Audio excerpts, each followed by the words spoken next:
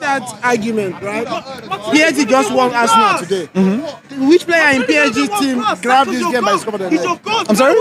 Which of the players in PSG was outstanding? I'll tell you one player, Kvaratskhelia, amazing. But secondly, they didn't need to. Exactly. Because they were in control of the game. Exactly. They were 1-0 in lead and then they scored again. So they needed a whole team to contribute. We needed individual brilliance. Yeah. Unfortunately, we didn't buy anybody in January with no strikers, nothing.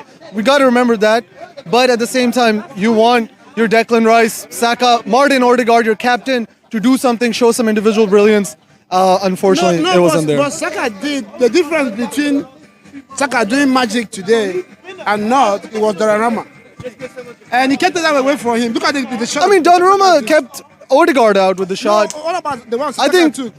Which one? The shot Saka took that he tipped over. Yeah, I think if you look at Donnarumma's height, that was an easy save for him. I don't even think that's a brilliant save. I think that was the easier save because he's very tall, so he got a whole hand to it. The harder save was the one that he made from Odegaard outside of the box. He shot, saved a near post.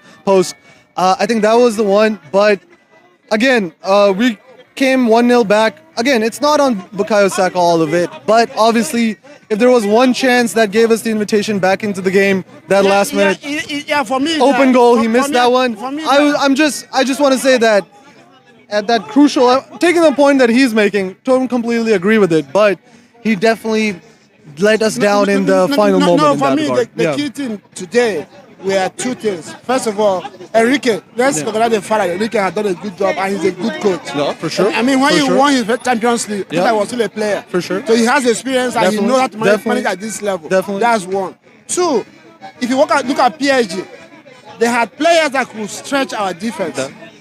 So when they're running at us, our defense is divided. Should I go? Should I not go? Because the other people are running in behind.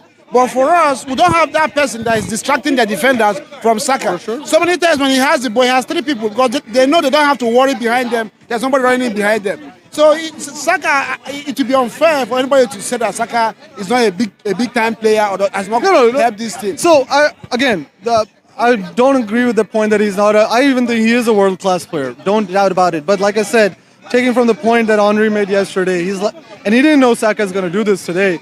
But now there's like 4 or 5 occasions where Saka's team, whichever team it may be, he, in the high-pressure situation, sort of fumbled the bag. And that's the only point I'm making. And but in terms of the 90 minutes of the game, we could obviously see that there's 3 men on Saka. No blame on him for that because there's nobody else to cover. All the other team needs to do is put 3 men on Saka. They don't have to worry about Martinelli. They don't have to worry about Marino. And they close down Saka. Back to Thierry Henry's comment I'm talking about. 2006, Arsenal played Barcelona in the finals. Do you remember how that game went? Thierry himself made Arsenal not win the league, win Champions League, because we were 1 goal up against Barcelona, and he missed 2 clear chances. Yeah. And so I don't know what he's trying to say, because sometimes that ball Saka missed. For me, the reason why he missed that ball was because Donnarumma came out for it, so he wasn't sure that the ball was going to get to him. So by the time the ball passed Donnarumma, he wasn't ready. And the thing is, no, of course, again, but no. Yeah, my only thing is this is a Champions League semi-final.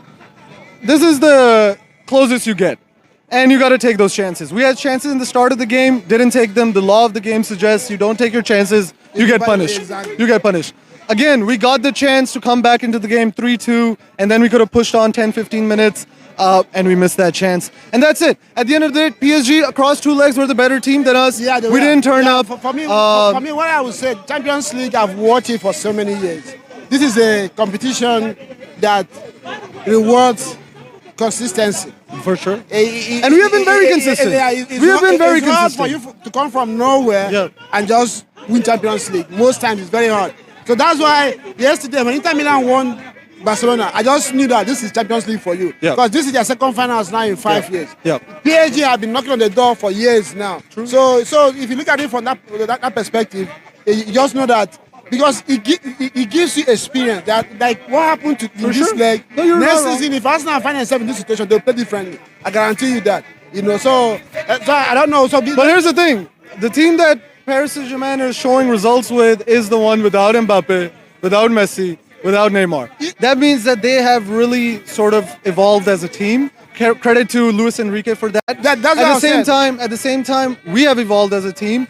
But again, our board didn't do the job it needed to do in January. PSG got Kvaratskhelia in January. Somebody just said it too. Kvaratskhelia was bought in January. We didn't do anything.